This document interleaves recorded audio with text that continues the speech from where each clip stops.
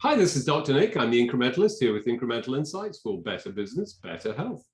And I'm Fred Goldstein with Accountable Health, here working with employers, payers, and others in terms of helping them look at their employee health improvement programs and develop population health programs. So, Fred, you've recently had a paper published. You're a co-author, and it's in Nexus publication. It's Living with the Endemic. Tell us, is that what we're going to be doing, and what does that mean? Yeah, thanks. It's pretty exciting. So this publication was Security Nexus, put out by the Daniel K. Inouye Asia-Pacific Center for Security Studies, and was very excited to work with an individual you know well, Ben Ryan at Baylor, and Deon Canyon, who is at the Asia Pacific Center for Security Studies.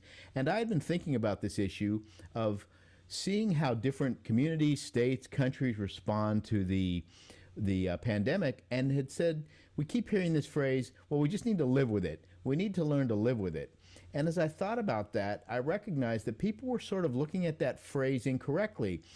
That learning to live with it meant to just dump everything, open everything wide open, and just, hey, we got to do it. Kind of like when you're a kid and something happens to you and your parents say, well, you just need to learn to live with that. You know, get on with your life and don't do anything about it. And we really got to this point of, what does it mean to learn and live with it? What sort of things do we have to do? And so we looked at this issue of shutdowns that completely destroy an economy, and wide open that create these huge amounts of infections and death, and really talk about what is that middle road? What do we need to learn about in order to survive with the virus? So the key areas that we focused on were, first, virology. We need to understand more about the virus, how it works, mutates, keep up with those mutations, etc. Vaccines. We've got these great vaccines. They work well. Will they continue to work in the future? You know, do they need to be adjusted? Might we learn that some vaccines, as we're seeing, maybe are a little more effective than others? Might some be used more importantly in certain areas versus others, or easy to administer, etc.? Medicine was the third area we focused on. What do we need to do in the medical community? And we're now beginning to see some potential drugs come out in that, where originally we didn't have that. The healthcare system, what does the community need to think about from that, and the ability to surge and deal with these increases from the pandemic? And prevention. What are all the interventions that you and I have discussed for a long period of time to use? Education. This has clearly shown that our education system has not done a good job educating individuals in the communities about science, how science works, what does it mean it's okay to not know things, stuff like that. Behavior. How do we create behavior change? And ultimately, it got down to this point about flexibility. We need to be flexible enough that we can quickly change. We've got an approach, something happens in the community, maybe we've gotten better so we can open up a little more, we've gotten worse, we need to shut down, and what are those trade-offs? And so it was a fascinating piece we wrote about, and it doesn't mean that we're going to be complacent, but that we're going to find the right solutions for the community at the right place at the right time.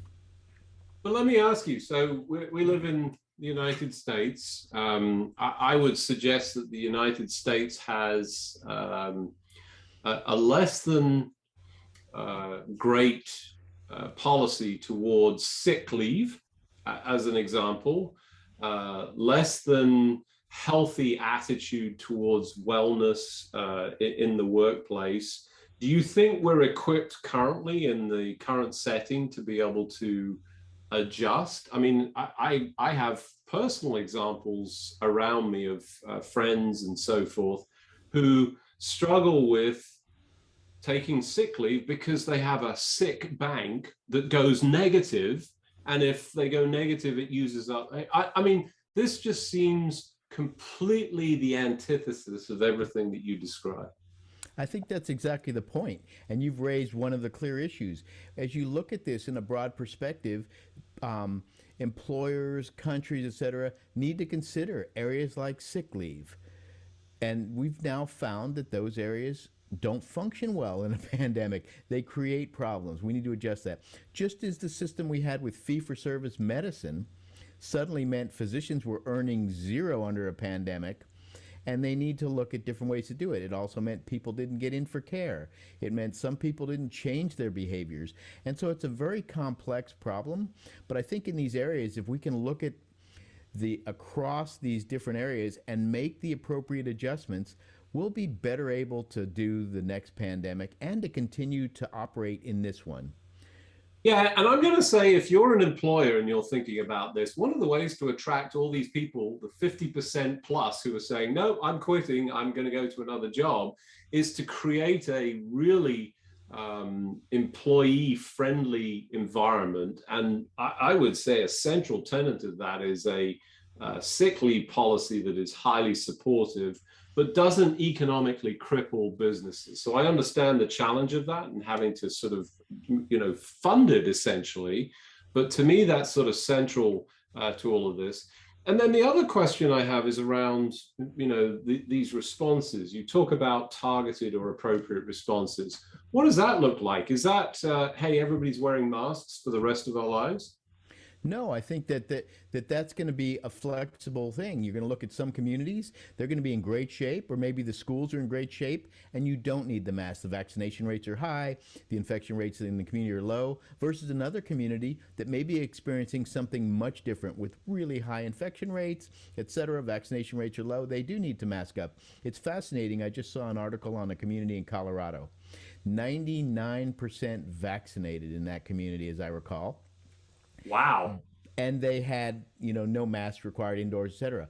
But they're a tourist community, they're rural, and with this huge influx of tourists and RVers, et cetera, who come there for the great outdoors, and then some indoor events, et cetera, the community itself decided to mandate indoor masks during that period.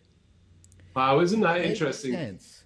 So there's a community that's really sort of focused on the prevention. To get to that level of vaccine compliance and distribution is, I just want to say, awesome. And then you throw a wrench in the works and have all these people that come in. Sounds a little bit like Sturgis to me. That was one of the things that happened there. And you've got very little control unless you say, no, we're not taking it. But we essentially have 51 countries with open borders. I mean, one or two minor exceptions, but that's what it feels like to me as a foreigner. It's 51 different countries. But the wrench is they want to keep their economy going. That's how their economy survives. It's a small rural community, I think with 700 plus people that live there, and they need this influx of tourism. So how do you find that middle road? And I think that's a perfect example of looking at it at a period of time to do certain things. And then obviously, once they're through that, because they did see some infections that they didn't see before in unvaccinated people when the groups came in. And suddenly their little hospital has people in it, and they got to adjust for it. So a really fascinating issue.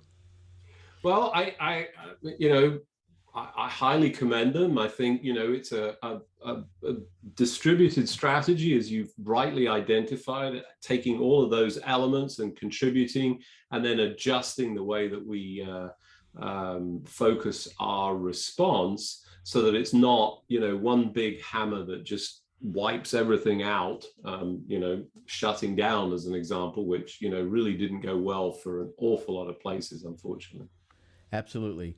So once again, thanks, Nick. Appreciate the opportunity to discuss this article. It was called Learning to Live with Endemic COVID-19 in Security Nexus. You can look for that online. And this is Fred Goldstein with Accountable Health. Thank you so much for listening this week. If you'd like more information, please go to accountablehealthllc.com. And this is Dr. Nick. I'm the Incrementalist here with Incremental Insights for better business, better health.